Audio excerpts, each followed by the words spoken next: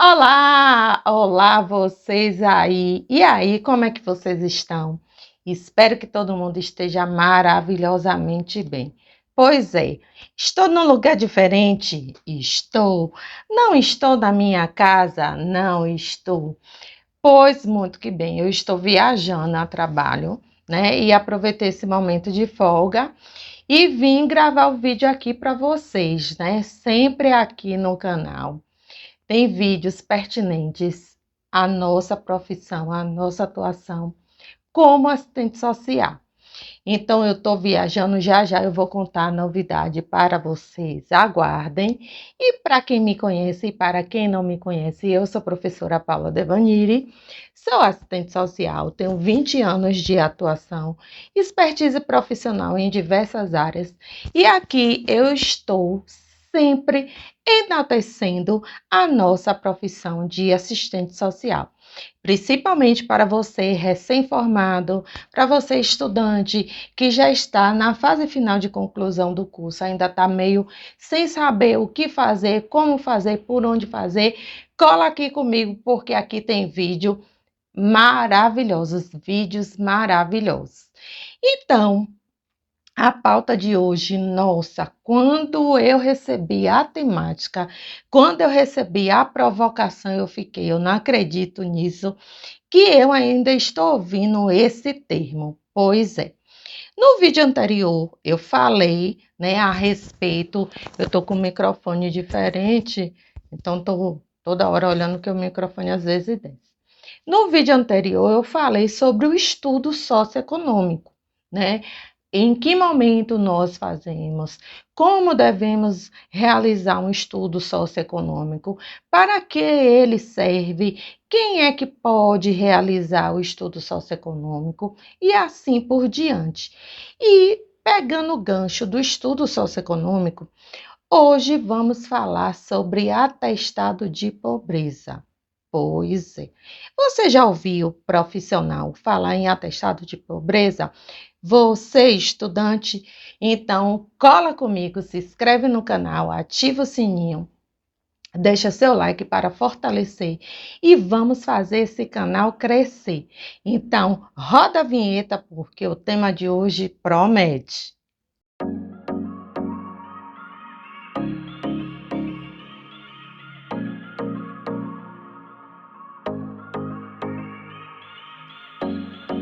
Pois então, vamos lá, né? Atestado de pobreza ou ainda hipossuficiência econômica. Vou repetir: hipossuficiência econômica.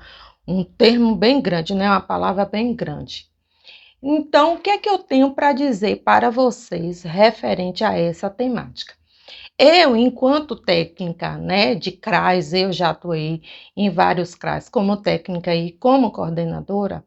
Uma vez ou outra, não era muito comum, mas uma vez ou outra sempre vinha uma demanda, né, solicitando atestado de pobreza. Para quê? Um atestado de pobreza para pedir a isenção na taxa cartorial, quanto à questão da emissão de uma segunda via, de uma certidão de nascimento, ou quando não, que era para pleitear um apoio financeiro, um apoio socioeconômico para um pagamento de uma conta de energia, de uma conta de água e assim por diante. E sempre eu, na condição de técnica e na condição de assistente social do CRAS, eu sempre orientava o usuário que nós, assistentes sociais, não podemos emitir um atestado de pobreza. A questão do atestado de pobreza, né, da situação da pessoa se reconhecer, né, que não tem recurso suficiente para promover, né, para suprir a sua necessidade, é a questão de entendimento de uma avaliação socioeconômica e o encaminhamento para as políticas públicas que se apliquem àquela demanda apresentada. O que eu quero dizer com isso? Que quando chegava uma demanda dessa, né, solicitando um atestado de pobreza para aquisição de uma segunda via de uma certidão de nascimento, eu fazia o estudo socioeconômico e eu, na condição de técnica social, fazia um ofício solicitando ao cartório, seja da cidade ou de outra cidade, né, contextualizando aquela situação que eu havia atendido e solicitava, mediante ao contexto, a emissão da segunda via, né, sem custo para a pessoa que estava solicitando a certidão. Então, muitas das vezes, né, a pessoa tinha o entendimento que bastava o profissional ter o poder de emitir, que de posse daquele documento, ele poderia pleitear o que fosse, apresentando que ele era pobre. Então, eu, na condição de técnica de profissional, eu nunca emiti um atestado de pobreza. Eu fazia o acolhimento, a escuta qualificada, a análise socioeconômica, social do contexto em tela e adotava a medida, né, cabível àquele contexto apresentado. Um outro exemplo também, que já chegou até a mim. Tinha uma pessoa, uma funcionária da prefeitura, que ela tinha um irmão que era usuário de substância psicoativa. E ela queria um atestado de pobreza, porque a instituição que iria acolhê-lo tinha, né, essa visão de atender pessoas pobres. E que o profissional poderia emitir esse atestado de pobreza para poder fazer o encaminhamento para a instituição. Da mesma forma, isso já em outro município, da mesma forma eu fui explicar para ela, né, que não seria necessário a realização desse atestado de pobreza, que nós, assistentes sociais, não emitimos atestado de pobreza e que, de posse das informações passadas, eu poderia fazer o quê? Uma visita domiciliar, um acompanhamento e o próprio encaminhamento para a instituição, né? Fornecer o encaminhamento para que ele fosse acolhido naquela instituição aonde ele viria a realizar o tratamento. Então, muitas das vezes, o usuário, né, os próprios funcionários da prefeitura, que a gente, quem trabalha em cidade pequena sabe muito bem como é que funcionam as coisas, acha que o profissional, o assistente social, ele está ali para resolver tudo. E tudo que você for, né, solicitar, que for pedir, o profissional, ele vai atender. Então, a gente tem que deixar muito claro, né, principalmente para os nossos usuários, para os outros profissionais, qual é o nosso papel, qual é a nossa atribuição. Então, em referente à nossa temática, eu achei uma publicação bem interessante do CRES do Paraná, né, que ele trata tanto o que os assistentes sociais precisam saber, tanto referente ao estudo socioeconômico, quanto ao atestado de pobreza. Então, a publicação diz o seguinte: o OA, assistente social, deve atuar de forma ética e técnica sobre as diversas expressões da questão social em matérias de direitos humanos, respondendo a requisições sociais e institucionais no âmbito das desigualdades sociais de gênero, raça, privações, vulnerabilidades, negação de direitos e acesso às políticas públicas que em outras situações no âmbito dos serviços sociais públicos e privados. Desta forma, a atuação profissional em resposta às expressões da questão social deve se pautar na lei que regulamenta a nossa profissão, o Código de Ética Profissional e outras legislações vigentes de forma a garantir um exercício profissional especializado com qualidade para a população usuária dos serviços sociais. Então, o CRES, ele ainda, né, que a publicação é bem elaborada, ele ainda trata, né, falando do atestado de pobreza, o seguinte: como os dados levantados podem ser utilizados? Quem pode solicitar a emissão do atestado de pobreza? Como os assistentes sociais devem, então, proceder quando procurados pelos usuários, não só pelos usuários, como outras instituições também? Então, quem pode solicitar a emissão do atestado de pobreza? A Lei 7.115 de 83 dispõe que a prova documental, nos casos que indica e dá outras providências, no seu artigo 1º, declara a declaração destinada a fazer prova de vida, residência, pobreza, dependência econômica, homonímia ou bons antecedentes, quando firmada pelo próprio interesse ou por um procurador bastante. E sob as penas da lei, presume-se a verdadeira no seu artigo 2, se comprovadamente falsa a declaração, sujeitar-se-á o declarante às sanções civis, administrativas, criminosas previstas na legislação aplicável. O que isso quer dizer? Que muitas das vezes, a pessoa ela busca o profissional solicitando esse atestado e que na verdade ela não é. Ou quando não, a própria pessoa pode se autodeclarar, imunossuficiente economicamente, ou quando não, que eu já vi algumas publicações que um próprio advogado ele pode também emitir essa documentação. Podemos interpretar pelas legislações expostas que a elaboração da declaração de comprovação de possuir ou não renda para fim de acesso a benefícios e serviços específicos é tão somente a responsabilidade do declarante, ou seja, a pessoa que está declarando, sendo desnecessária a emissão do terceiro, ou seja, ele vai se reconhecer e ele vai se declarar, como imunossuficiente economicamente, que a renda dele não é o suficiente para prover as suas necessidades básicas. Como os assistentes sociais devem, então, proceder quando procurado pelos usuários? O que é que eu devo fazer? Devem informar amplamente sobre as legislações que justificam a dispensa de tal documento, esclarecendo também que as declarações deles mesmos bastam para comprovar sua situação econômica, não estando o acesso ao benefício atrelado à apresentação de tal documento, do atestado de pobreza. Precisam comunicar ainda que a prestação de informações inverossíveis poderá acarretar penalidades, se eu for falar o que não é verdade.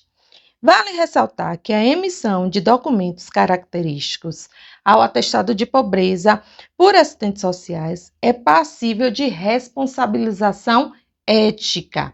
Isso é a publicação do CRES do Paraná que retrata, E eu ainda achei mais interessante, outra publicação aqui também do próprio CRES do Paraná, que diz o seguinte: os assistentes sociais atuam em consonância com os princípios dispostos no Código de Ética Profissional, ampliando aos usuários a universalidade de acesso aos bens e serviços relativos a programas e políticas sociais, devendo, de acordo com o artigo 3º, a linha A, desempenhar suas atividades profissionais com eficiência e responsabilidade, observando a legislação em vigor, buscando respaldo nas legislações, a exemplo de que? Da Constituição Federal, da Lei Orgânica de Assistência Social, o Código Civil, entre outras, respaldando a nossa atuação profissional. Tendo em vista os princípios éticos da profissão e as legislações vigentes, os assistentes sociais não elaboram atestado de pobreza. A declaração de pobreza e afins tem estabelecido na Constituição Federal, no artigo 5º, inciso 10º, são invioláveis a intimidade, a vida privada, a honra e a imagem das pessoas, assegurando o direito à indenização pelo dano material ou moral decorrente de sua violação, assim como os princípios explicados na LOAS, artigo 4º, inciso 3º, respeito à dignidade do cidadão, à sua autonomia, aos seus direitos e benefícios e serviços de qualidade, bem como a convivência familiar e comunitária, vedando-se a qualquer comprovação vexatória de necessidade, ou seja, que cause vexame ao usuário, né? Então, é uma publicação bem, assim, bem robusta, é curtinha, mas é bem robusta do CRES do Paraná. Eu oriento vocês a procurarem a ler, a se apropriarem. Mas quando a colega perguntou, né, o que é que eu faço quando o usuário traz para mim essa questão do atestado de pobreza. Aí eu estava explicando para ela, nós, assistentes sociais, isso era uma prática, né, há muito tempo atrás, há muitos anos atrás, ainda tem profissionais que têm isso imbuído dentro de si, que o assistente social, ele vai emitir um atestado de pobreza e nós não podemos fazer isso. Estamos ali para elucidar as questões que os nossos usuários trazem, as dúvidas, acolher a sua demanda, orientar da forma correta, viabilizar acessos a bens e serviços e assim por diante. Então, é importante que a gente reconheça e se reconheça no papel, né, de viabilizador da garantia aos acessos a bens e serviços aos nossos usuários, ao nosso público, ao nosso demandatário, ao nosso cliente, que ainda tem muita gente que chama assim cliente, ao nosso paciente e assim por diante. Então, o atestado de pobreza, né, se em algum momento vocês ouvirem isso ou chegar alguma demanda, muitas das vezes não é nem a demanda do usuário, e sim a demanda de uma outra instituição solicitando. Nós sabemos e devemos, né, ter esse entendimento de como nós vamos responder. Principalmente para quem atua em cidades pequenas, no CRAS, no CREAS, né, que muitas das vezes a gente termina abarcando uma demanda que não é nossa. Então, para fechar aqui o nosso vídeo com chave de ouro, né? Eu já retratei essas duas situações que aconteceram comigo, né? Do usuário estar solicitando mediante aquisição, né, de documento ou outro tipo de benefício. Então, é importante a gente alinhar, definir com o usuário, né, quando se trata de aquisição de uma certidão, de uma segunda via, de certidão de nascimento, casamento, é muito comum de certidão de nascimento, que pelo fato dele solicitar, né, e nós conseguimos essa viabilização, ele tem que ter responsabilidade, né? Então, o que é que acontecia? O que é que eu quero dizer? Muitas das vezes eu solicitava, era o próprio cartório, né, do município, e a certidão é paga, né, uma taxa, paga-se uma taxa, aí com pouco tempo depois, tipo 1, 2 meses, aí voltava e dizia, Paula, o documento rasgou, tem como você pedir outro para mim? Então, é importante a gente alinhar, né, olha, eu estou solicitando, é um direito seu, mas tenha cuidado com o seu documento, aqui é um documento. Tenha cuidado com o seu documento, né? Não é porque saiu gratuitamente para você que você não vai ter cuidado e que pode solicitar toda hora que você achar necessário. Não é assim que as coisas funcionam.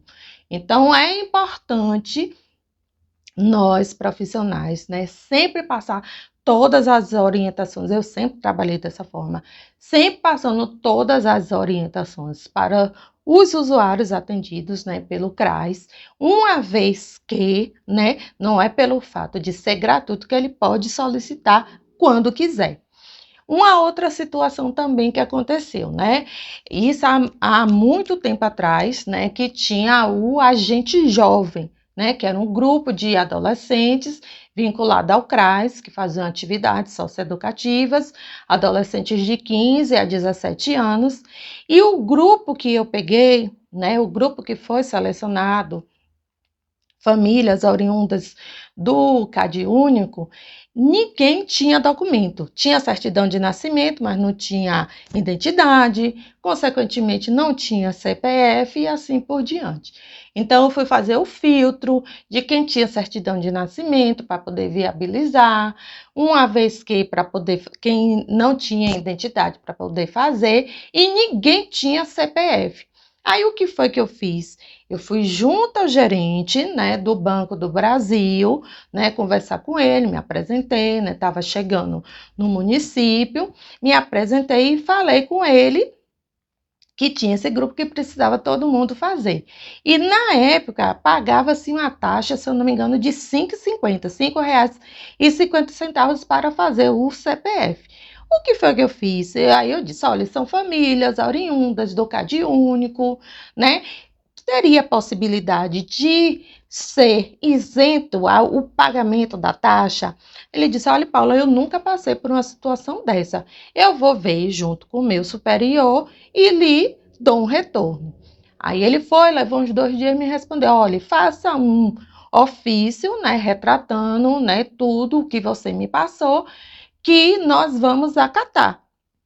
Assim eu fiz, né? Fiz o ofício, tanto que o atendimento, eu levei todo mundo para o Banco do Brasil, o atendimento foi exclusivo, foi um caixa exclusivo só para atender o grupo, né? Todo mundo fez seu CPF bonitinho e ninguém precisou pagar.